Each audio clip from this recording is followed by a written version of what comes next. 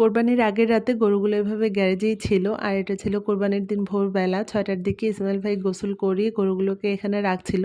আপনাদের ভাইয়ারা জিলা স্কুল মসজিদ থেকে নামাজ পড়ে এসেছে। আজকে রান্নাবাড়া সবকিছু বাবুর্চিই করেছে। পোলাও, রোস্ট, খাসি মাংস ভুনা, গরু মাংস ভুনা, মাছ ভুনা, ডাল। অনেক ভোরবেলা থেকে মানুষজন একদম ভরে গিয়েছিল। আপনাদের ভাইয়া তাদের বলল যে, "আরেকটু পরে আসেন, এখনো মাংস গোছানো হয়নি।" তো নিচে যেহেতু মাংস কাটাকাটি হচ্ছিল তাই বাবুর্চিরা ছাদেই রান্না করছে। আর আজকে সকালবেলা একদম ভোরবেলা মা গরম, গরম ভাত, আলু ভর্তা, ডাল, ফিরনি এগুলোর আয়োজন করেছে। আফিফা নবাবী সেমাই বানিয়েছিল আর আমি দুধ সেমাই আর রুটি করেছিলাম। সারাটা দিন সেই সকাল থেকে একদম সন্ধ্যা পর্যন্ত ছেলেরা এখানে ব্যস্তই থাকবে। দুপুরবেলা খাওয়ার সময়ও হয় না তাদের। যার কারণে মা গরম, গরম ভাত করেছিল সকালবেলা।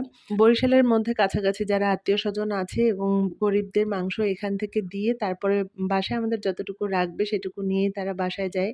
আজকে আমাদের তো কোনো কাজই ছিল না। সকালবেলা শুধু একটু রুটি আর সেমাই করেছিলাম। আ এছাড়া সারাদিন তো রান্না-বাড়া ছিল না। কিন্তু অন্যান্য কাজে অনেক ব্যস্ত ছিলাম। যেমন একটু ভুঁড়ি পাঠিয়েছে উপরে, তারপর কলিজা পাঠিয়েছে। এগুলো তো গোছ করতে হয়েছে বুয়াদেরকে নিয়ে। তো আমি কলিজাগুলো একদম গরম পানি দিয়ে ভালোভাবে পরিষ্কার করে তারপরেই সবসময় ডিপ ফ্রিজে রাখি। দেখা যায় যখন রান্না করি তখন একটু গরম পানি দিয়ে ধুয়ে তারপরে রান্না করা যায়। তবে এই অবস্থায় রক্ত অবস্থায় রাখা যায় না। তো আমি এখানে কলিজাগুলো একদম ফুটানো গরম পানিতে দিয়ে ভালো করে ফুটিয়ে তারপরে এগুলো আবার ঠান্ডা পানিতে ধুয়ে ঠান্ডা করে প্যাকেট করে তারপরে ফ্রিজে রেখেছি। আর এই দেখেন ঈদ মোবারক।